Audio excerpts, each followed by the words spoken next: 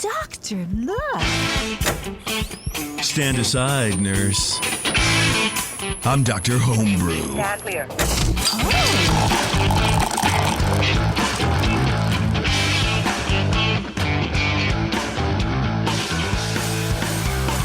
Hey, what's up, everybody? Welcome back to another episode of Dr. Homebrew. We are here late December. It's almost a new year, fellas. It's almost 2024, not 14. And I'm excited about it because I think 2024 will be just like 2023, but much worse. For several reasons. One, it's an election year. You're excited about it being worse. Well, you know what? You got to embrace the chaos, as the Joker would say. Yeah. I'm basically the Joker of 2024. That's just kind of what's going on. But no, we are back. We got a couple homebrews to talk about. We have a good night of homebrew podcasting. But before we get to that, I want to thank our sponsor, 5 Star Chemicals. You can go to 5starchemicals.com today, right now, as a matter of fact. The internet is open 24 hours a day. Some would say 25 hours a day. But, you know, who am I to judge? But go over there right now and check out everything you need to know about 5 Star Chemicals and their cleaning and sanitizing process, their cleaning and sanitizing products. And then while you're over there, they have a homebrew club program that you can sign up and get a bunch of cool information like new stuff that's coming out. You get to try new products before they hit the market. You get discounts. You get educational content from them too. So check them out, 5starchemicals.com. Join their homebrew club program today. You won't regret it. I promise. Coop and Shar, what's up, boys? How are you guys doing? Hey, doing fine. Merry Christmas. I had this strange man show up on my porch the other morning. It was like really disconcerting to see my doorbell camera, and like this guy just drops a big box at like 6:30 in the morning. I'm just like, and all I see is this, his hair like kind of, and then like his face is blurry. Like, oh, that was Shar. Okay, it couldn't be Shar because exactly. you said you ring had the doorbell. I didn't want to ring the doorbell. It was like 6 o'clock. It was like 6:45, 7 a.m. and it's a holiday weekend, and you were just getting back from somewhere, and last thing I wanted to do was wake everybody up. I was glad your dogs didn't start barking. Usually I get to the door and there's barking, and I'm like, you guys are all asleep. I'm just going to be that weirdo that drops a box off at 7 a.m. at your front door, like ISIS or something. Yeah, right. Because that's what ISIS does. They just drop things up, and then dogs bark at Shar because they can smell fear. Yeah, you're not kidding. Yeah. Well, I'm glad you didn't ring it too, so that's cool. I figured it out very quickly. Thanks for being scared of my dogs. Amazon delivery? Yeah. What is this? It's just that guy. I'm going to go back to sleep. Shit, I opened the wrong beer. Son of a bitch. Well, anyway, John, welcome to the show again, man. How you doing? I'm good. Thanks for having me. Yeah, of course. You sent us a German Pils, but split 2 different ways, right? Is that what I got here? I sent you a German Pils and a West Coast Pils. A West Coast. Okay. Okay, perfect. I opened the German Pils. We're not supposed to be doing that, though. We're supposed to be doing the dry hop one, right? JP, come on, man. I fucked up. Yeah, I fucked up. Hold on. I screwed up. Just push the cap back on, just like I did when I judged these like 2.5 hours ago. You guys got the last 5 bottles in the keg. Wow. I went to go bottle the 6th one for me to drink during the show, and I got half a bottle. Well, it's better than having none of a bottle. Absolutely. Okay, I got the right beer, guys. Thank goodness. You know what I mean? John, are you a big Pilsner guy? Yeah, I seem to be going that way as I get a little bit older, later on the palate. I seem to be going that way as I get older. Hell yeah. Okay, well, I will tell you that, and I told Shar this, and I don't know if Shar told Cooper, but when I opened the box and was distributing the beers, there was some dampness, and there was some beer, but there was no breakage. So I think maybe some pushed out of the cap, which is interesting because when I just opened this beer, there was no hiss. So I wonder if we might have a little bit of, this beer is basically, we're getting a little preview of our score sheets here. Yeah. So just noting that for the record. Yeah. But I noticed the caps on this are different from the one with the German Pils has more of the kind of standard homebrew cap. And this looks almost like a larger format cap. It does, doesn't it? It is a little bit bigger. The wider crown cap. But I'm going to be devastated if these are all oxidized on our travels from Vermont, California. Yeah, I don't know if you can. Well, it's blown out, but like that's a little bit difference in size there. That's weird. It is. It's visible by, I don't know, what, a millimeter or two? I don't know. Yeah, I'd say it looks about, I'd say it's about right.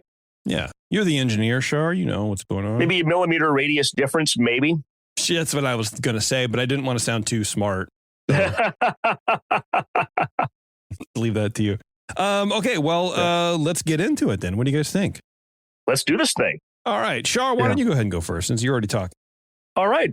Well, John, thanks very much for shipping this all the way from Vermont. I know that, last time we had you on, I'm sure I asked the question I always ask, but because our listeners probably didn't just listen to that episode, are you in a homebrew club? I am not. I'm a lone wolf. You are a Green Mountain Republic guy, a independent Vermonter, and that's a good thing. Vermont's a beautiful. I've been to Vermont in like 25 years. It's a beautiful place. I'd love to go back again sometime. Jason had told me when he dropped off the beers at my place, just what he had said about how there was a little bit of dampness, a little bit of beer in the box. I think there were 3 of these. I think Cooper had 2 and I had 1, which is fine. And when I went to open mine, the cap came off real easily. Like I didn't even really need much of I probably could have done it by hand and not with a thing. And the edges didn't seem to be crimped down all the way. Like usually they're crimped down at least like this. And the edges seem to be more out, which probably goes with the cap being larger. It was a very low fill, almost just at the neck of the bottle, not all the way at the top. So that clearly, maybe it was that bottle it leaked out of. I don't know. I'll give you a preview. I didn't get oxidation. I think whatever happened pushed stuff out. And in whatever short time between the time we got these and the time we judged them, maybe it didn't have time to oxidize. But a lot of that bottle, the whole neck of the bottle had come out in transit. So that's just, it's the luck of the draw sometimes. And like with anything, I don't know if you got your caps at the local homebrew store or if you had like a big bag somewhere or what, but sometimes just stuff happens where you got different caps. Stuff happens at the manufacturing or distribution end where sizes get mixed, especially if they're that close. So it's unfortunate, but we still appreciate that you sent this out, and we're still going to give you some good feedback on this. So the aroma I thought was fantastic. This is a fresh tropical fruit aroma that just dominates the whole thing. I didn't get oxidation or off aromas at all. So whatever happened to this, it seemed stuff got pushed out, but bad stuff didn't seem to come in. So that's, if it's going to happen, that's the way you want it to happen. You answered before we kind of the introduction, these were 2 different batches. I was initially thinking maybe you just dry hop. You had the same batch and one was dry hopped and one wasn't. And that was going to be a question that I had because the hop character is so different. I was thinking, how did you get this to be so harmonious with the hops being so different? But the hops weren't different. But it's a good choice. It really, it comes across really fruity and pleasant without being, overwhelming or maybe, double IPA like. There's a malt aroma at a low level. Again, no off aromas. Give the aroma a 9 out of 12, but the aroma was fantastic. Appearance, it's crystal clear. It's always hard to tell on Zoom. It was, to me, kind of a medium gold color, which is darker than expected for style. And there was zero head on this at all. So appearance 1 out of 3. Flavor, the same tropical fruit character that was in the aroma was in the flavor of this beer. It starts off at a medium level. Bitterness comes up to medium and mid palate to balance. Malt flavor overall was low, which is fine. Thought it was well attenuated and balanced. It was not, the lack of carbonation, with any beer is going to cause some effects. And I think that it would have been, it would have benefited the flavor and lifted up some of the malt character more had it been carbonated. But it is what it is. I think it was still a solid 10 out of 20 on flavor. For mouthfeel, body's medium low, right where it should be. Slight warming. That may have to do with the fact that it's the second beer that I tried. The warming always has a lot more to do with sequence, I think, than it does with the actual beer itself. Unless you're judging, a flight of Imperial Stout, in which case they're all going to be warming. It's neither creamy nor astringent. Gave it a 2 out of 5 for mouthfeel, predominantly because of the lack of carbonation. Overall impression, 4 out of 10 for a total of 26, which is still in the good range. And I really think this was something that would have been fantastic to drink had it come through carbonated the way that it should have been. I like your German Pils really well. And I suspect that your process is good. Your packaging overall is good. I think you just maybe got a hold of some caps that were not quite standard, probably not even realizing it because they're so close. And that had some deleterious effects on the product. But hopefully one of these times we'll get a chance to have it, or another one that you make similarly that has the right size cap on. And we still really appreciate you sharing that. So thank you. Very good. Cooper. Okay. Yeah, I had two bottles, as Shar said. And so I tested one out there after I had opened the one last night. I had the exact same experience as Brian did. The cap just kind of took itself off almost. It was just like no effort at all, no hiss. And I went and checked one of the bottles I had in the fridge out there. I went to see if I could rotate the lid. The crown cap on the one I tested, the first one I tried, it was tight. And then so I brought out both bottles. I opened the one that was tight, but this one I can actually just rotate clean around. It's wow. Oh, you can just spin it with your it's not missing burly, any, calloused hands. I can spin it with my hand. It's not missing anything in the top here. And then, when I opened this one, it's the same beer, but it's expressing itself a lot differently than the one last night. And it's a fresher hop aroma coming through much more brightly, but the same notes, just they were much more subdued last night. And I poured it similarly cold. And so it's not like warmed up or anything, or there's no real difference, just the cap. So I'll give my impression of what I judged last night and versus what I'm getting here now on this one. Again, there was absolutely no hiss on the one last night. Wasn't sure if the cap was crimped on right. It came off really easy. In the nose, I got a pleasant perfumey, floral, and lemony hop character at a medium low level. I would say this is more towards medium to medium high on this sample. It just is expressing itself much more brightly. Low cracker-like, fairly neutral malt. That's the same. Neutral yeast with no sulfury notes, no obvious fruitiness. It seems cleanly fermented with no DMS. I likewise didn't get any oxidation, no diacetyl. The aroma, last night, I just said it's light, but it's inviting. It was just kind of subdued. I think that, fresh hop aromas are probably one of the first things that's going to fade with a little bit of oxidation. You might not go straight to paper or cardboard, but it is going to very much dull that bright aroma. Appearance-wise, it's a light yellow straw color, kind of towards dark straw. A great clarity to it. It's really well clarified. On that one I looked at last night, and this one, if you look at it, it's still holding up the head. Last night it fell, and it had this kind of oily, odd, kind of glassy looking bubbles and oily look to it. Maybe I thought perhaps from the hop oils, but it was just a low white head that just faded almost immediately after pouring. So weird. It did push up a little head, so it wasn't completely non-carbonated. It was just very limited carbonation left in it. So yeah, I gave it a 2 out of 3 for appearance last night, but I'd probably give this one a 3 out of 3. Had a very low head, and this one's holding up fine. It's actually pretty good retention. Brian went through his whole sheet. Mine still has somewhat of a head cover here. Yeah, it's. I just didn't have any head at all. It's just, You were lucky to have some. Yep.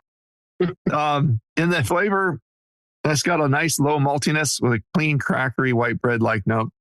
Last night I noted it was a bit light in flavor overall. The hops came out just slightly over the top of the malt, but in this case, the malt is still fairly neutral and base malt, white bread-like.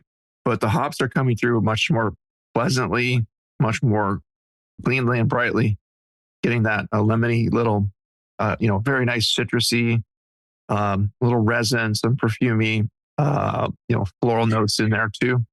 Really nice hop character and a little tropical, like Brian said. Yeah, I would say I would adjust this up probably a couple points. I gave it 12 out of 20 for flavor. So the balance is to the hops and a little bit more so in this case. It finishes dry. I got a lightly minerally water quality, and a pretty good hoppy aftertaste in this one. It does, the hops linger nicely over the clean malt that's here.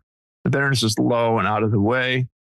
So I'd probably bump that out to up to a 14 or so for flavor, 14 or 15 even. It's actually quite pleasant the way it is now. I could probably drink this whole bottle, but we have a lot of other beers to get to. Light bodied in the mouthfeel. Within the lighter end for style, I would say that holds here. No astringency or harshness. It was lacking what I kind of like in a good Pilsner is a kind of a crisp quality. It's refreshing and but when it has low CO2, it's just kind of dulled and flat. It tastes like flat beer. It feels like flat beer in your mouth. It doesn't excite you the same way that a good level of carbonation will do. And also, going back to the flavors and aromas in the previous sections, it's not pushing those as well. Man, it's a big difference. I'm noticing a lot. So I would give it another point at least for mouthfeel here too. So I'm up at least 4 points so far, 5 points. If I come up an overall impression, overall was no warmth noted. So yeah, it was just kind of good middle road light pills. Well, it's a well-crafted hoppy lager with a pleasant flavor and aroma character that is there. It was lacking the CO2 to really push those good aromas out. I wanted a hoppier presentation. Now I've gotten that. It did seem watery with almost no life to it due to the lack of proper carbonation. And this is a different animal. I said it would be a different animal with that dialed in.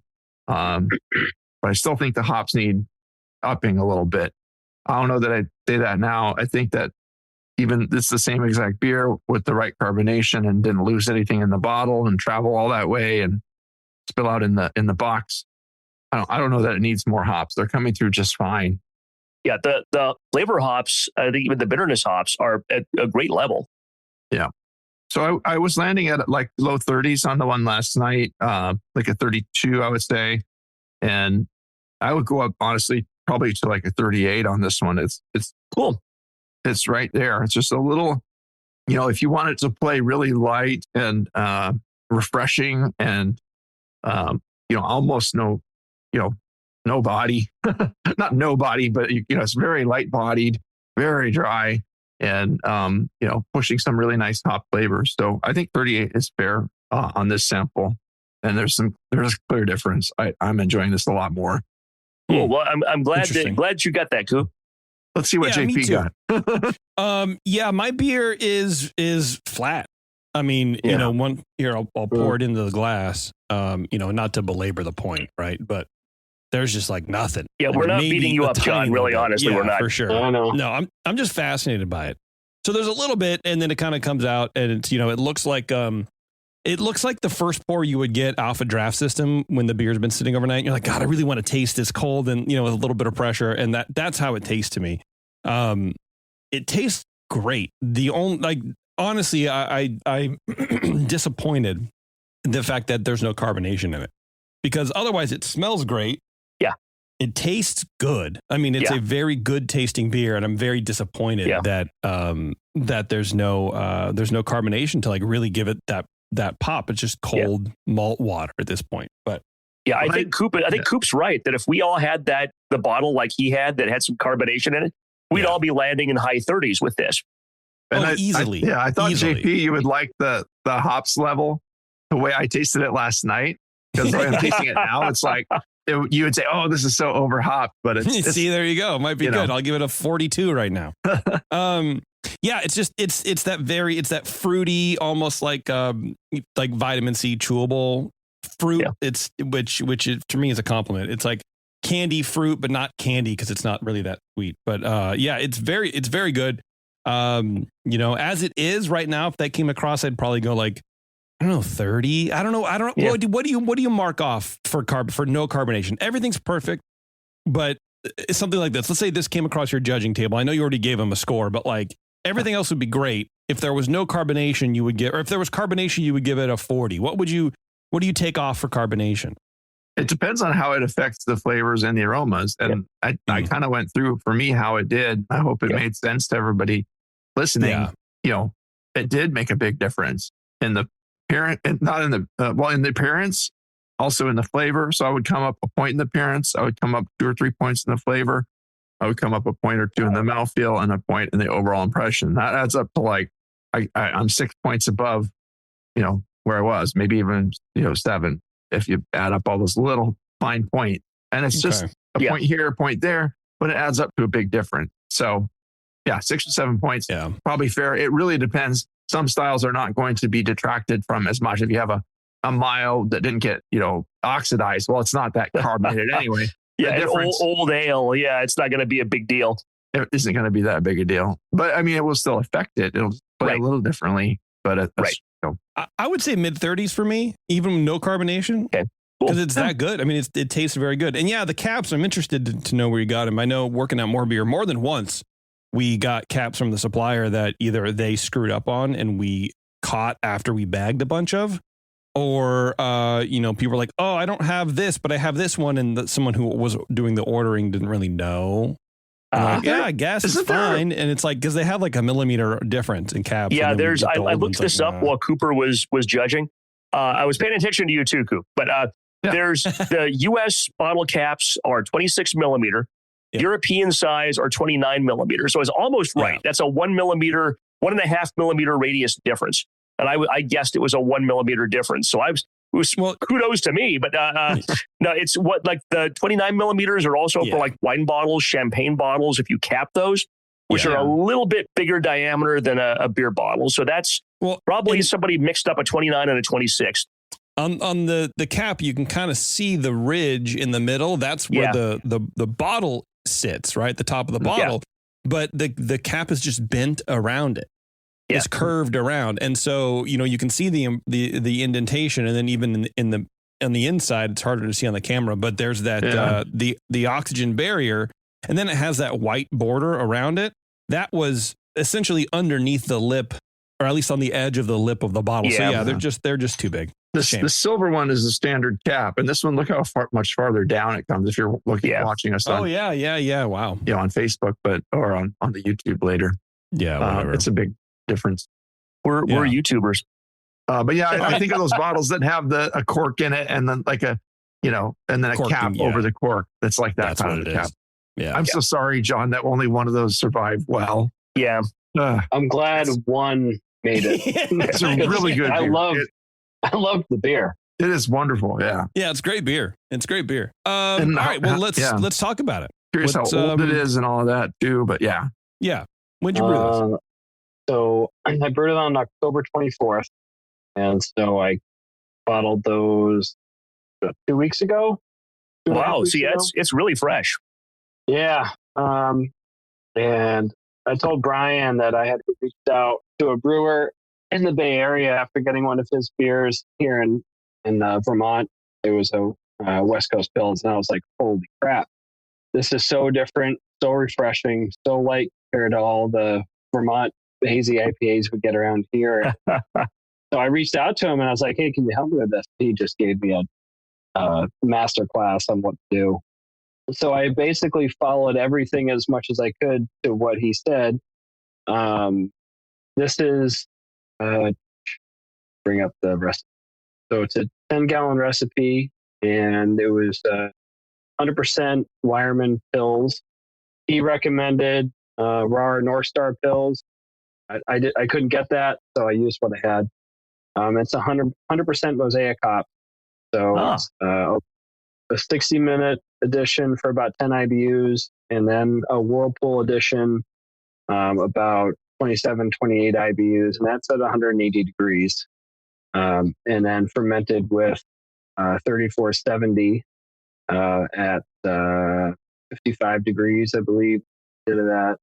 And then after terminal, 3 days after terminal, I dry hop, pounding just over a pound of mosaic.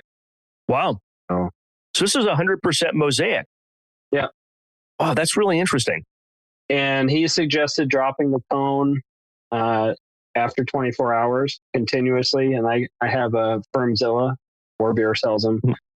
So I'm able to collect whatever's in the cone of the Firmzilla. And I would do that every day and get the hops out of the fermenter. I think that was kind of key in keeping that vegetal flavor out of there. Yeah. Because they were on, the beer was on the hops, or the hops was on the beer for 7 days before I cold crashed. No, that dry hopping. I mean, I can find zero fault with the flavor of the hops or that aroma. Whatever you did, there's no vegetal character. It came across really amazing, despite some of the difficulties with packaging and transit. And I keep doing that, man. That gave you some fantastic results. Yeah, the other big thing that I talked about with him was pH. And so, I mean, besides just the mash pH, getting that in range, I use lactic acid because it's the strongest acid I've been able to get in the liquid form. And he adjusts his whirlpool down to 5.05 before he knocks out. And I had to use more than double the amount of lactic acid than I normally use to get my mash down in the whirlpool. It was a obscene amount of acid, to the point where I emailed him. I was like, you're just like, is this all right? Is this? Did I just make a kettle sour? Yeah, what's going on? 10 gallons of beer here. And he was like, his response was basically like, you can't get like a stronger phosphoric acid. And then so they use phosphoric acid because he doesn't like the way lactic tastes. When you can use a lot less phosphoric, it comes down much faster. Yeah. Right. And I just think, like, since the carbonation got up to level after, like, when I kegged it, the beer was awesome. I loved it. Did it have any hop burn at first, or no? No, just clean. No. And I gelatin find it, and just straight into the keg. You can buy phosphoric acid from our friends at 5 Star Chemicals. There you go. As an FYI. I have, yes, I'm going to look into that. And his carbonation, he said see here, carbonates up, I think, 2.75 volume, but I'm not going to go, but something like that. Like 6%. A little bit higher than I was shooting, but. Oh, wow. It doesn't taste like it. Yeah, it's really. No, not at all. And even without the carbonation, it doesn't taste like it. Carbonation can sometimes, hide that, at least for me sometimes. And just even flat, and cold. Doesn't taste like that at all. That's great. And you know what, frankly, a slightly higher alcohol to me goes along with the West Coast theme. You've got a lager that's got more hops than usual. It's got slightly more alcohol than usual. It's thematic. It's okay. Yeah, right. I was just going to say, a lot of these West Coast ones, they'll push up into, higher pale ale, almost IPA strength, or sometimes even just IPA strength. And it's, if they play it right, it tastes okay. It's a strong lager, but it tastes really good, and there's a nice hoppiness to it.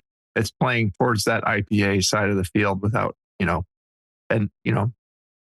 seeming like a IPL or something. It's very a good. clean. So besides the carbonation, because we don't really get these at all around here. What do you think I could do to improve beer? It's a tough question because, like we were talking about earlier, the effect of the lack of carbonation is kind of so pervasive on aroma and on flavor that I think it's difficult to say what you would improve in other ways. But I think it's a really encouraging sign that we all agree that the hop aroma is fantastic. There's no vegetal. The hop flavor is fantastic. And I don't know. I mean, it seems to me, Coop, I'd be curious what you think about that. But it's, to me, I would have a hard time suggesting anything else for you to do until that gets fixed. Yeah. Well, I guess I have to rebrew it then. You have to do it again and send us some more. Yeah. With 26 millimeter caps. Sorry to make you rebrew the beer that was good. Yeah. So you can have more of it. That sucks. The caps. Yeah. So One thing we talked about when he was getting ready to send the beer, and the question came up of how to categorize it.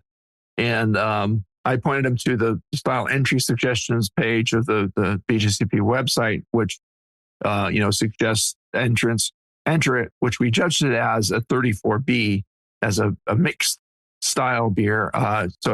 And calling it a German Pils with dry hopping is what Ford basically suggests there. Similar for like Italian Pilsners and those kind of things. There's, it's just a European Pilsner with dry hopping. And, if you want to declare the kind of dry hops, or you can declare it as just a Pils without saying German Pils. You could say whatever you want there. If it's a mixed style, you can kind of just give it a description of like, okay, it's this with that. That's maybe an underutilized category. And I don't know that every judge is going to get it right. If you call it a West Coast Pils, there's nowhere, it's hard to find a place to enter it somewhere else other than like in the specialties. So it's probably a way to go. But if you enter it as a regular German Pils, it's going to be way too hoppy. And if you just, don't give enough description, they might not get it. Also, what I think is if someone comes in, okay, this is a German Pils with dry hopping, expecting all the same things that you get in a German Pils. I mean, granted, it was fermented with German lager yeast, the Weihenstephaner strain, but it doesn't scream like, wow, this is like a German lager. It's, to me, lighter bodied. The hops push up over the top of the malt, so you don't get as much of that nice, crackery, rich malt. So from a judge's perspective, not necessarily, I don't think it would make this beer better. It tastes really good the way it is. You'd having a little more of that, that kind of bready, rich malt character, the Pils malt character shine through, would make it say German Pils a little better. But for what it is, I understand West Coast Pils, and I understand, hoppy Pils, that kind of thing. This is right in the territory for that. And I know, some of the breweries here in the East Bay that brew these kind of beers, they do a really good job with them. So kudos to them. And it's really nice that they were able to share some information with you and let you have some of the secrets to make a really good one. I'd like to learn better how to do that myself. Yeah. That sounds like managing your hop plant matter is one of the clutch elements of that. So that's cool to know. And the pH thing too, like there's no dark malts at all in here. So if you don't adjust your pH downward, it's not going to be as bright and crisp. I don't think it's going to be all. I think that North Star Pils is actually has less character than the Wireman. I think that's why a lot of the brewers are shying away from the German malts for these beers. Going with a North American, just straight Pilsner malt. Yeah, I did kind of notice like Pilsner malt does have kind of a perfumey character. And this was not quite as perfumey as like you might expect from a Pilsner, but I also thought maybe that had to do with the packaging or so forth. But yeah, I agree with Brian. And I understand your thought process. I've never heard of North Star Pilsner before. The RAR? Yeah. I heard the RAR. Maybe I just always call it RAR. Okay. Yeah, it's honestly, I think I'd have to go look it up, but I believe it's a lighter version of their standard Pilsner malt. I could be wrong, or it could be interesting. It's different. Yeah, that's good enough, man. Could be more robust. It could be lighter. I'm not really sure, but he was very big on it. Another thing that a judge might knock this down if they're being a nitpick about it too would be the alcohol content. If they detected that, being towards 6%, I didn't really detect it in this one, but anyone else entering a 6% beer, you can't just assume that a judge is going to understand. Oh, this, German Pils. Why is it 6.5%? Whereas if you understand the West Coast, hoppy lager, hoppy Pils, you'll understand it just fine. So it's getting more. It's getting very popular. out here. I don't know if you get many of them in other parts of the country there or in the middle of the country. But hey, homebrew one and explore them. Come visit us out here. Find one. If you have great local ones there, wherever you are, love to talk about those too. And sure. Yeah. All right. Well, if that's it with this beer, let's take a break. And John, you're staying on here to talk about your German Pils coming up next, right? Yep. Sounds good. Cool. All right. So let's take a break, everyone. We'll come right back here with some more Pilsner, which is always my favorite thing to do here on Dr. Homebrew. Stay tuned. We'll be right back.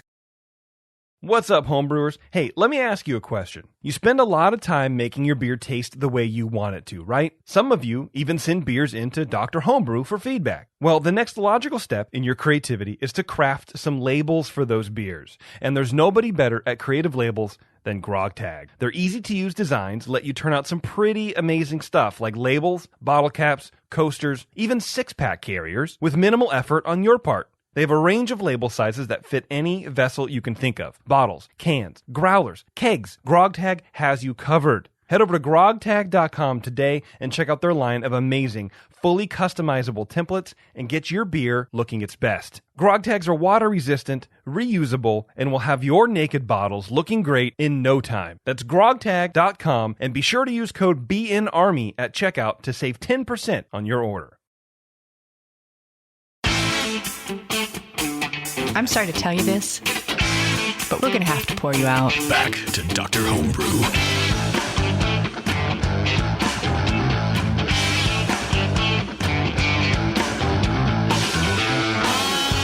Hey, thanks for sticking around, everybody. We are back here with John, and he has a German Pils for us. But before we do that, Matthew in the chat is talking about North Star Pils. And he says, in terms of sensory, North Star Pils has more, quote, sweet attributes versus the more grainy and crackery attributes found in raw premium Pils. Okay. Yeah. Thank you. So thanks for that, Matt. I appreciate that. Which, yeah, I mean, that would definitely lend well to that sort of West Coast or American style Pilsner, change it up just a little bit, but it still has that like attack of a European Pilsner malt. You know what I mean? Maybe not the perfumey, but it still has that brightness that you want. Okay, so this is a German Pils. Is this a beer you've done a few times before, John? Yeah, done a handful of these. Okay. I like it. Sweet. Yeah, they're great, man. They're absolutely great. Cooper, why don't you dive into this one, buddy? Okay. This one had a nice hiss upon opening, so no problem there at all. And the cap looked right on the lid. It had a little pressure when you opened it. And I did judge them in this order last night. So I was like, oh, let's see how his second beer does. These caps look different. It was just fine. Yeah, right away the head was like 2 inches long tall when I poured it just now. I'm like, okay, yeah, here we go. This guy knows what he's doing. This one has that pleasant German Pils malt character right up front at a medium level, mixed with a medium floral hop. I'm getting some faint sulfur in here, but it's in line with what you can get in a good well-brewed lager. That sometimes you get a little sulfur poking out, and sometimes that blows off after a little while, but seems appropriate. No diacetyl or acetaldehyde. It's clean. Seems just a touch on the hoppy side for style, perhaps. Getting a little more of that, a bigger floral component in there. But it's really pleasant what is there. But yeah, it's kind of blending with that malt nicely. Appearance-wise is appropriately, a light yellow color, with a medium high lasting white head of mostly fine foam. Like you pointed out, it sticks around pretty well on this. Finer foam, good consistency, very clear beer, brilliantly so. Just about perfect for appearance. So you can't not give it 3 out of 3 for that. And I was at 10 out of 12 for aroma. Flavor wise, again, that clean German Pils malt flavors in there at a medium level. It does have a firm, medium to medium high bitterness, or not medium, but medium high, I guess you could say. Sometimes I go crazy with the splitting of hairs. But clean lagering evident, medium flowery hop notes, balance is even in the flavor. It's, unlike in the aroma, I guess that the hops won by a bit there, but Here it's pretty even. The beer is quite dry. Pils malt and floral hops linger in the aftertaste together, not getting any DMS or any off flavors. Very cleanly lagered. In the mouthfeel, it's a medium light body beer without much of an edge. There's nothing biting or harsh here. Despite having a fair amount of bitterness, and medium high carbonation it's sticking around pretty well, and it is perky. Not getting any warmth or creaminess or astringency. It's pretty much where it should be for mouthfeel. 4 out of 5 there. Overall impression is a very clean and enjoyable German Pils, nicely lagered, and a well-designed recipe. I think it could use just a touch more sulfate if you want to let the hops play with that kind of flinty edge that some of these have. But it's good as it is. I wouldn't go crazy with that either. Go too wild with minerals, and Brian will tell his rock story. Good combination. Someone should just mail me some rocks to lick sometime on the air. That'll be like one of our second segment. Will be like, I'll lick different kinds of rock and tell you what I think. Okay, here we go. Sounds good, man. Yeah, if we had a Patreon, that would be Patreon content right there. We're getting a little more of a buttery quality in the flint versus the obsidian here. If we can raise $5,000 on Patreon between now and the end of the year, I will lick every rock you send me. That's right. Patreon.com/ears up. Go ahead. I just cut my tongue on this corpse. God, I'm bleeding. Okay. Yeah. So yeah, good. I really appreciated I mentioned the good carbonation level because it was different from the other bottle that I just tasted. The bottling technique seems great. A very tasty beer and very pretty. I landed at a 39 on this one. I thought it was excellent. So see what Brian thinks. All right, Definitely. sure. Well, I am not going to ask you about your homebrew club again in the same episode. That would be weird. It's bottle inspection. It's funny. I drank this one first, and appropriate size, gentle hiss, appropriate fill, no sediment, and it was whatever probably the right size cap. So that was helpful.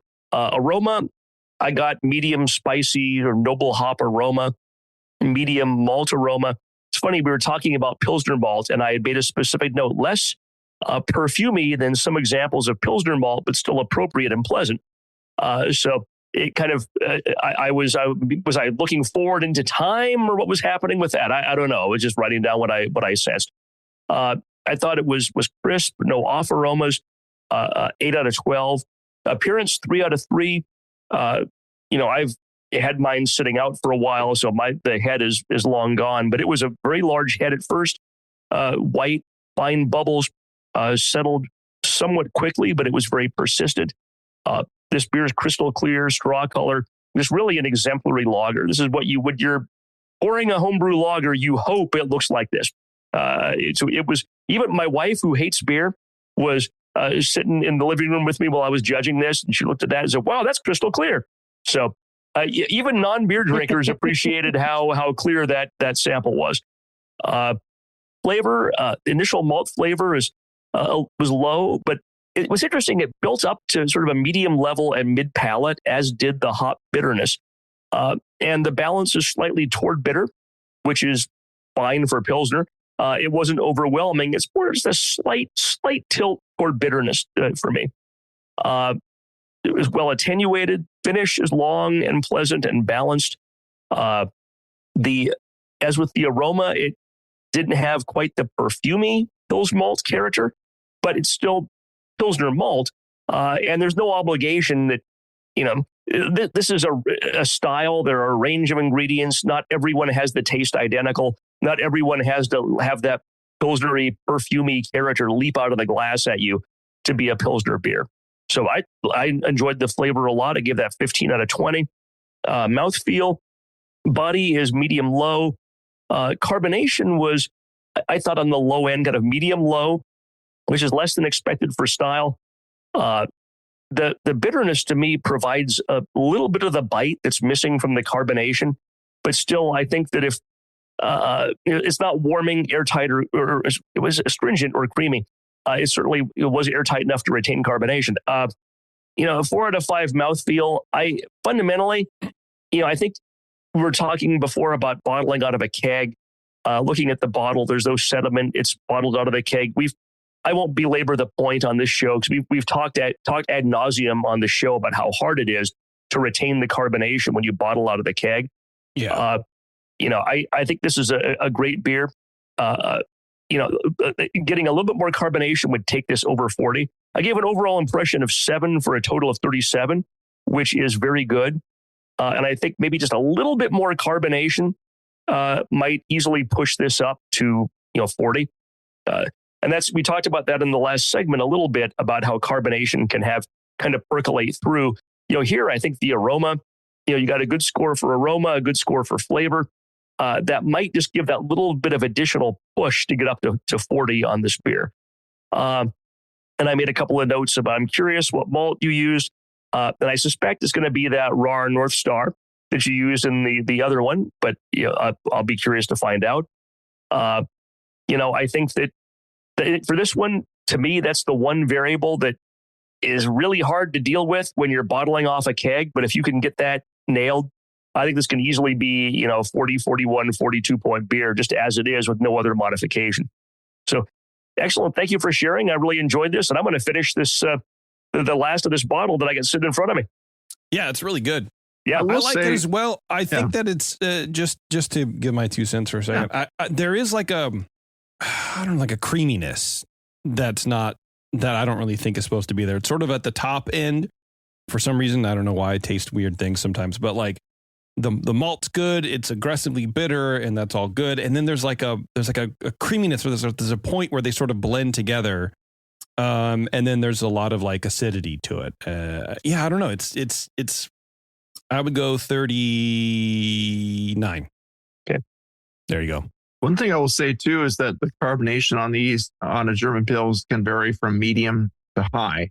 So it doesn't need to be pushing like Hefeweizen level carbonations, three volumes or something, 2.5. Well, no, I agree, but to me, mine was like medium low in carbonation. It was down. Mine, I got the impression. To me, I perceived that to be less than medium carbonation, but I agree with it. It doesn't have to leap out of the glass to be a Pilsner. As you're perceiving it, to me, I kept seeing that head and it's easily roused, and it kept sticking around for a good long while. But that's also to do with proteins and stuff. But I had the impression of like a medium towards medium high carbonation myself. So we disagreed there a little bit, but it's just like one side or the other of that. Yeah. And I wonder if it's also an issue of the 29 millimeter caps, perhaps like we talked about in the last segment. I wonder if this could also be maybe a tiny, maybe if there's some effect of that with this. I don't know. These are the standard caps though. These are the regular ones. Okay, good. Yeah. Anyway, but yeah, I'd love to hear the recipe and what you did. Please. Yeah. So this was 90% Pilsner malt and 10% acidulated malt to get my mash down, and hit 5.2 in the mash, and then bittered with German Magnum at 60 for 24 IBUs, and then whirlpooled with this is 10-gallon batch. Wait, John, let's back up. I'm sorry to interrupt you. When you said the mash was 5.2, did you measure it at 5.2, or did you add that 5.2 chemical to get it to be at 5.2? I measured it at 5.2. Okay, good. Sorry about that. How you said that, I wanted to make sure it was clear for the audience and me. Yeah, and actually this is good because I brewed this beer after the West Coast Pils, and I had made the comment about I had to add so much extra acid than I normally do in the mash. Like, why aren't you using acid malt? And so I picked up some acid malt. I had to use a lot more than expected with my water, but anyway, so here we are. So I wonder if that's what I'm tasting. I wonder if that weird that does 10% acidulated malt, would that affect the flavor at all? Oh yeah. Yeah. Gonna be a little sharper, a little more attack to it. Okay. Gonna accent. Yeah, maybe that's what I'm getting. Yeah, it's a good. I mean, I haven't tasted any just out of the blue for a long time, but yeah, I mean, anytime you add an ingredient at a 10% level, you're gonna it's going to taste like something. It's going to add something to the beer. Well, and a lot of times too, the acidulated malt isn't like they magically make it more acidic. They spray acid on the shit. It's, it's just, it's acidulated malt. Right. They take regular malt and make it more acidic by using acid. So, you could, I think having it in the mash, if you want to get to a certain pH, which a 5.2 is a good goal for beer like this, it's on the lower end. You can go up to 5.3, 5.4 if you want, but it's the acidulated malt gets you there, but adding acid to your mash will get you there too in a similar way. So it's an easy hand on either one would probably be Is one better than the other? Because I mean, the acidulated malt you're not controlling. It's not necessarily like Pilsner malt. Right. Or there may be you don't know what base malt it is, and so maybe that has an effect on the flavor of the beer also at that amount. When I've used as like a German acid malt, it probably is just Pils malt with this acid. Maybe I don't know if you use the same one, but I use it once in a while. It was Wireman Pilsner malt. Okay. And Wireman Pils malt. Okay. Acidulated. 90%. Yeah. So it's all.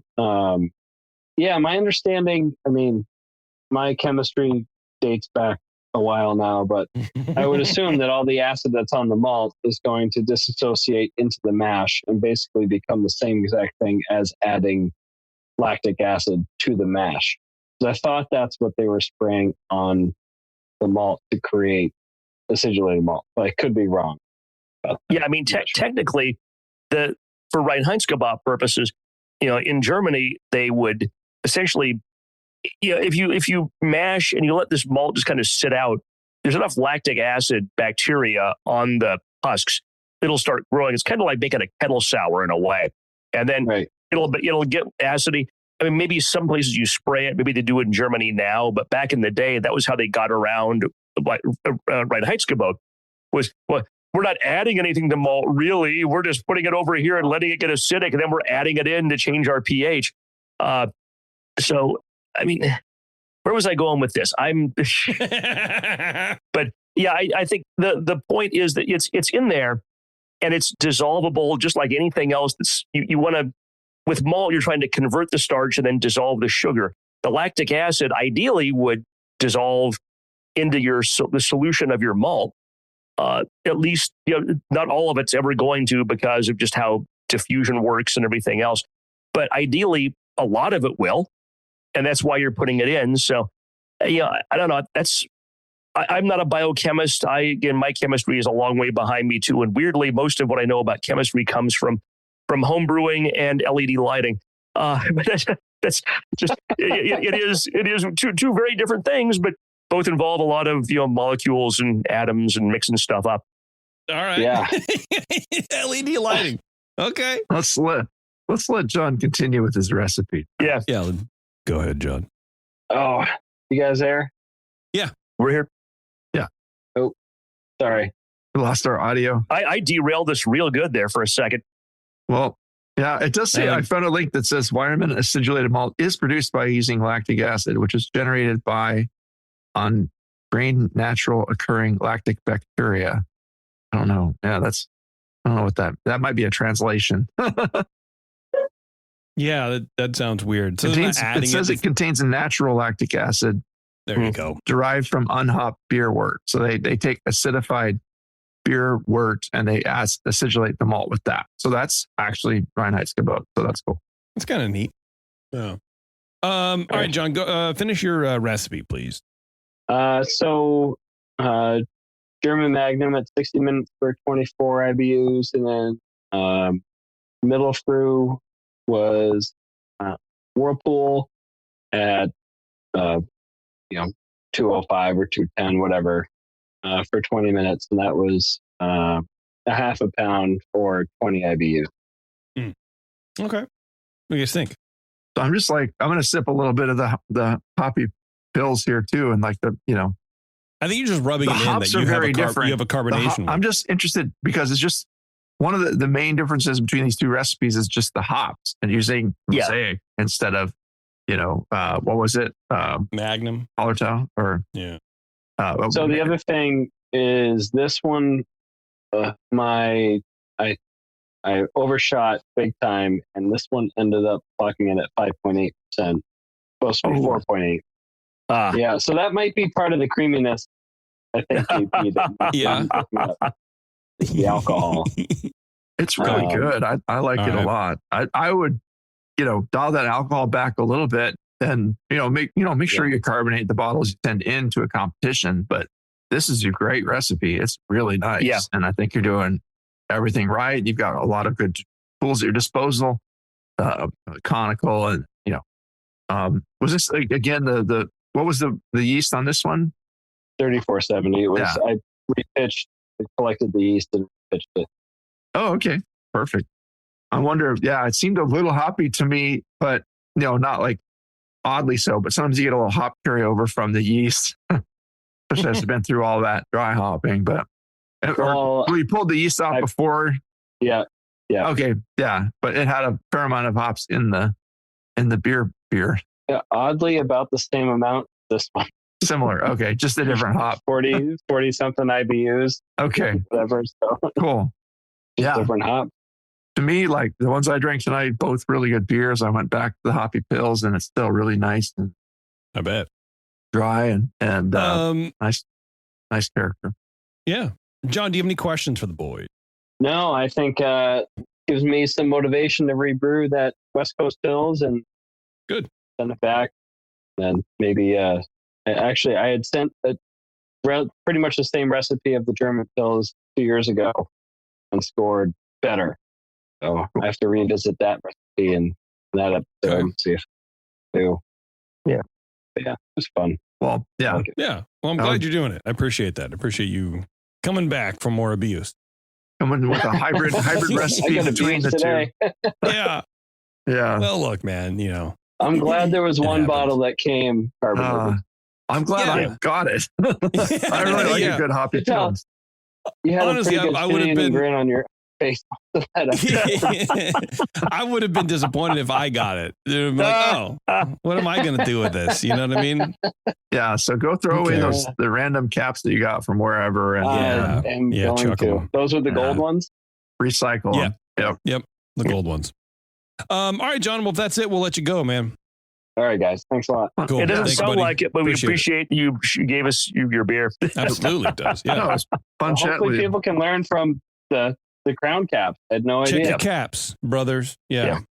Yes. All right. With that, we're going to take a quick break. We're going to come back and we're going to wrap things up here on Dr. Homebrew. Hang on. We'll be right back. Hello, fellow BNers. This is Sully from the 21st Amendment Brewery located in San Francisco, just 2 blocks from Giants Park. Before Nico and I opened the 21A and before I was a professional brewer, I homebrewed on my small 4-burner apartment stove in a back house in Santa Monica, California, making my extract brews before graduating to the daunting idea of all-grain brewing. Homebrew books and information was hard to come by back then. The internet hadn't been invented yet, along with other things we take for granted today, like electricity and potable water. One thing I wish I had back then when I was learning was a radio show that could teach me the ins and outs of brewing and answer questions that I had about homebrewing, a resource for making great craft beer. The 21st Amendment Brewery is excited to be a proud sponsor of Dr. Homebrew, a great show that teaches you what you need to know about making incredible beer. Good stuff. Listen up, you might learn something. I certainly did. And thanks for your support. Tasty Crack Games.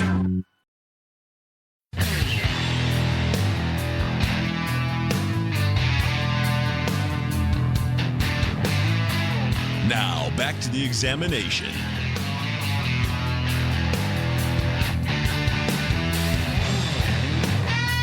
All right, thanks for sticking around, everybody. We are going to wrap things up here. If you want to be a contestant, I guess, or whatever, a guest, a beer brewer person on Dr. Homebrew, email Brian at thebrewingnetwork.com, and he will get you all sorted out. We take anything fermented. I mean, you know what? I wonder if anything unfermented. If you want to send us a mocktail that you're working on, or a canned cocktail, or a bottled cocktail, do that too, baby. Whatever you want, we will sit and we will judge it. And if we don't know what this thing is, we'll find somebody who does, and we'll pull them in on the show. And we want to help you out. We want to help you produce the best liquids possible. You know what I mean? That's, if you want to just take your wort and put it in a 2-liter Coke bottle, the plastic ones, you put that top on, and mail it to us and see if it explodes on the way. We'll taste your wort, or we'll taste whatever it makes on the way to us, or we'll clean up our living room after it explodes in our face. Yeah, sure. Yeah, send any forced wort tests to Brian Shaw. Yeah. 123 Fake Street.